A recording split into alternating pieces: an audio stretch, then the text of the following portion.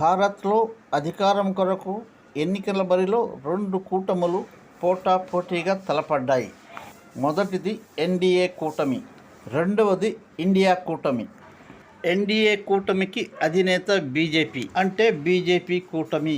బీజేపీతో పొత్తు పెట్టుకొని కొన్ని పార్టీలు కూటమిగా ఏర్పడ్డాయి. అలాగే ఇండియా కూటమికి అధినేత కాంగ్రెస్తో కొన్ని పార్టీలు పొత్తు పెట్టుకున్నాయి.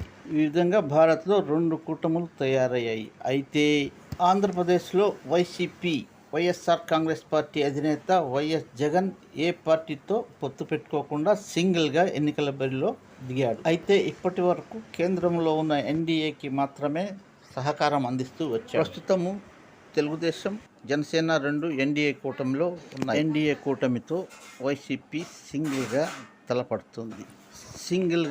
తలపడుతున్న వైసీపీకి లాభమా? బీజేపీ నేతలు ఎన్డీఏలోకి రమ్మని పిలిచిన చిరునవ్వుతో తోసిపుచ్చారని తెలుస్తుంది.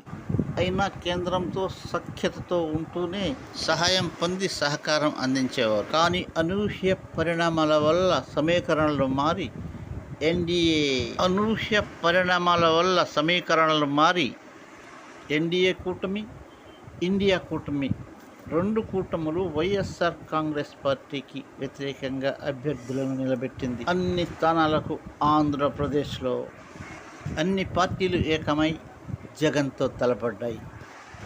జగన్మోహన్ రెడ్డి ఒంటరిగానే తీవ్ర పోటీని ఎదుర్కొని ప్రచార భారాన్ని ఒక్కడే మోశాడు. బీజేపీ కూటమి, జాతీయ కాంగ్రెస్ కూటమి మధ్యలో వైసీపీ. ఏది ఏమైనా జగన్ లాభపడతాడా, నష్టపోతాడా? జూన్ 4వ తేదీ వరకు వేచి చూడవలసిందే. ప్లీజ్ సబ్స్క్రైబ్ చేయండి.